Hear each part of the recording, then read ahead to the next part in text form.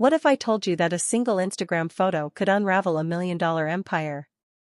That a picture-perfect life of luxury, exotic cars, and designer brands was actually a house of cards, waiting for one gust of wind to collapse? This isn't a movie plot. This is the real, ongoing, and utterly bewildering saga of Tigerlily and Adnan. A story with more twists than a mountain highway, featuring a whirlwind romance, a secret wedding, shocking allegations of theft, and a mysterious disappearance. Strap in, because by the end of this, you will be questioning everything you see online. And trust me, this story is far from over. Welcome, everyone, to a deep dive into one of the most convoluted online dramas unfolding right now. If you're new here, you need to get up to speed. This channel is dedicated to unraveling the truth behind the headlines. So, hit that subscribe button and ring the notification bell, because this story is updating by the minute, and you won't want to miss what happens next. Let's rewind the tape. Our protagonists, Tigerlily, a social media personality known for a lavish, jet-setting lifestyle. Glimpses of luxury cars, haute couture, and an aura of enigmatic wealth. Then, there's Adnan, a businessman. Their relationship exploded into the public view not with a gentle announcement, but with a seismic reveal. Remember the caption? I do, again. The internet was sent into a frenzy. Tigerlily had remarried, and the groom was Adnan. But this wasn't just a second marriage, it was presented as a triumphant reunion, a love that had conquered all odds. Comment sections flooded with congratulations, heart emojis, and questions. When did this happen? How did this happen? The narrative was one of destiny. But behind the filtered glow of that announcement photo, cracks were already forming. Sources close to the situation suggest this was not a fairy tale, but a strategic move, a last-ditch effort to solidify a partnership that was, financially and personally, on extremely shaky ground. The wedding, as it turns out, may have been less of a celebration and more of a crisis management tactic. The honeymoon phase, if it ever existed, was catastrophically short-lived. Almost as quickly as the wedding hashtags trended, a new, far more serious headline emerged. Adnan had filed for divorce. But this wasn't just a simple filing. Attached to it was a legal bombshell, a civil case alleging theft. And not just any theft. We're talking about an alleged $1.4 million. Let that number sink in. $1.4 million. The court documents, which are public record, paint a startling picture. The allegations are specific: unauthorized transfers, missing high-value assets, including luxury watches and jewelry, and the diversion of substantial business funds. Adnan's legal team claims a systematic pattern, a betrayal not just of trust but of law. They portray Tigerlily not as a spouse, but as an infiltrator. Now, it's crucial to state this clearly: these are allegations. At this point in our story, they have not been proven in a court of law.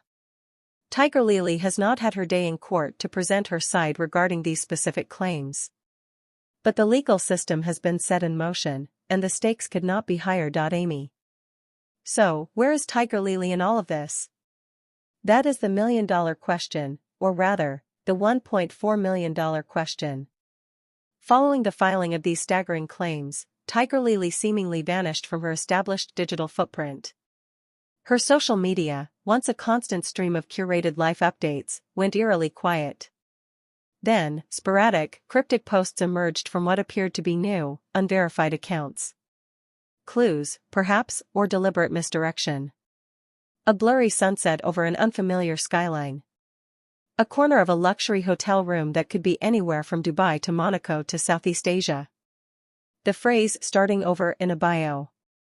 The online detective community went into overdrive, analyzing metadata, comparing architectural styles, trying to pinpoint a location. But as of this recording, her exact whereabouts remain unknown. Is she truly on the run as some headlines scream? Or is she simply retreating from a media storm and preparing her legal defense in private? The phrase "on the run" implies fleeing from law enforcement, and there is no public indication of criminal warrants at this time. This is a civil case. But the perception of a disappearance has fueled endless speculation. To understand the magnitude of the alleged theft, we need to look at what was reportedly taken. Court filings itemize a staggering list. We're not just talking about cash. We're talking about assets that are portable, liquid, and notoriously difficult to trace. Multiple high-end Richard Mille and Patek Philippe watches, each worth the price of a house. Rare, signed handbags from Hermès.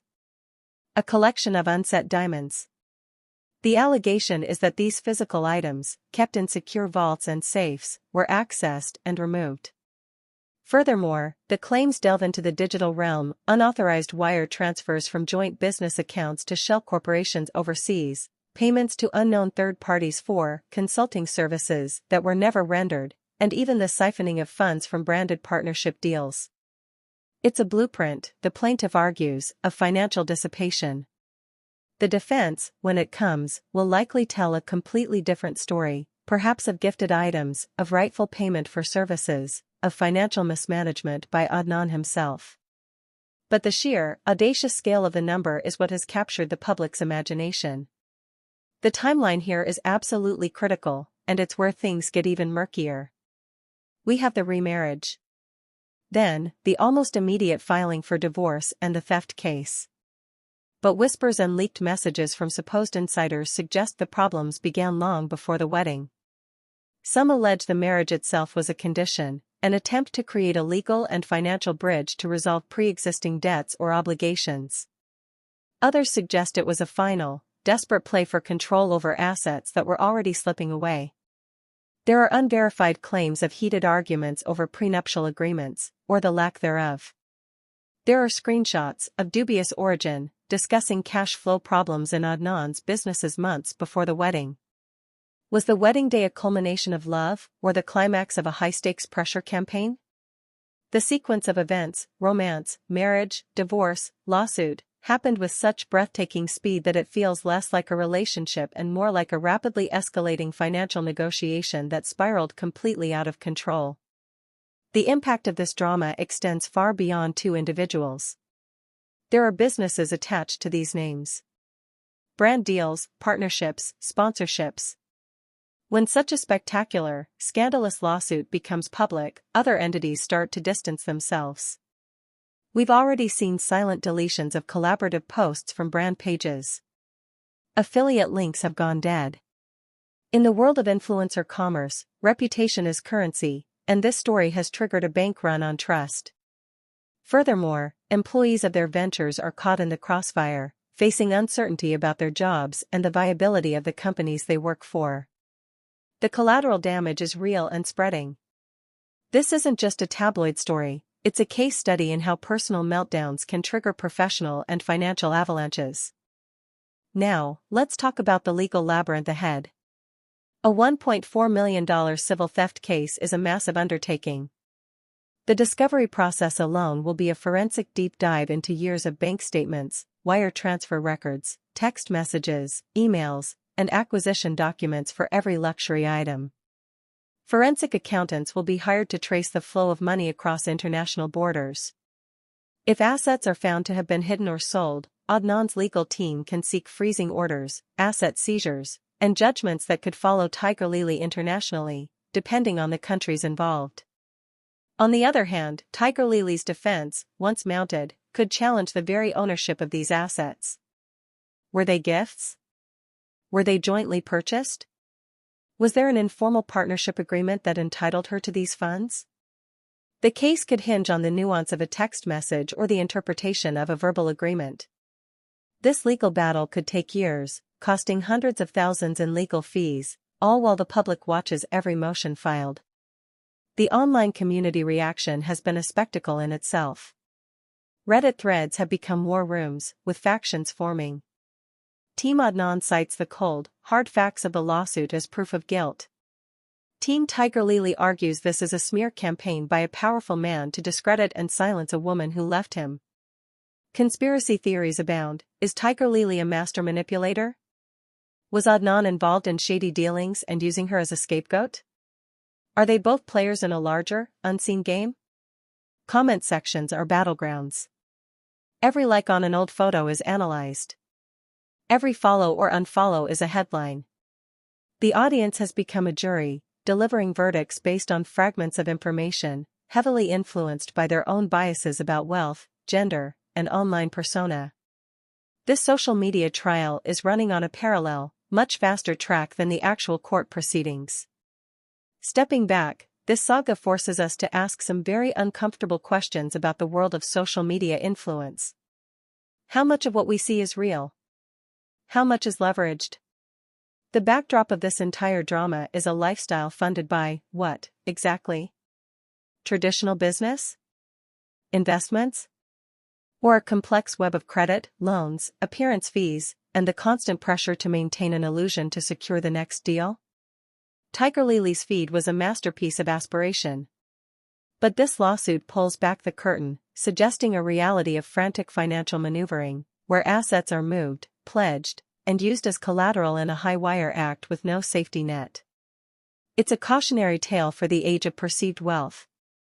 When your livelihood depends on appearing rich, what happens when the actual money runs out? As we try to peer into the future, the possibilities are wide open, and frankly, stranger than fiction. Scenario 1, a dramatic courtroom showdown. Tigerlily appears, with a powerful legal team, and countersues for defamation, emotional distress, and her share of assets. The trial becomes a media circus, with every dirty detail laid bare. Scenario 2, a silent settlement. Behind closed doors, a deal is struck. The lawsuit disappears, non-disclosure agreements are signed, and both parties retreat into silence, leaving the internet forever wondering what really happened. Scenario 3, the international chase intensifies. If Tigerlily is truly overseas and judgments are issued, will there be extradition proceedings for civil contempt? Will we see Interpol notices? Scenario 4, a stunning reversal. New evidence emerges that completely flips the narrative. Perhaps Adnan's financial dealings come under scrutiny from other parties. Perhaps Tigerlily reveals recordings or documents that tell a different story. Scenario 5, they reconcile. As absurd as it sounds, high-conflict relationships often have unpredictable cycles. What if the pressure bonds them again? The one thing we can be sure of is that this is not the final chapter. So, what are the immediate next steps we should be watching for? Legally, watch the docket. Has Tigerlily been formally served with the lawsuit? If she cannot be located, Adnan's lawyers may seek service by publication, placing a notice in a newspaper. Will Tigerlily retain an attorney to file a response? That will be the first concrete sign of her engaging with the case. Financially, are there liens being placed on any properties still in her name? Are any known assets being physically seized? Digitally, will there be a verified post from Tigerlily or a representative breaking the silence? Or will the mysterious accounts continue to post cryptic clues, fueling the mystery? And personally, is there anyone from their inner circle, a friend, a former employee, a family member, who will break ranks and give an on-the-record interview? The dam of silence will break, we just don't know when or where. This story is a living thing. It is evolving as we speak. New fragments of information are slipping out from legal filings, from anonymous sources, from digital breadcrumbs. That is why you need to stay connected. We are committed to following every twist and turn of this complex narrative, separating fact from rumor, and providing you with clear, concise updates. We are building a community here of people who look beyond the headline.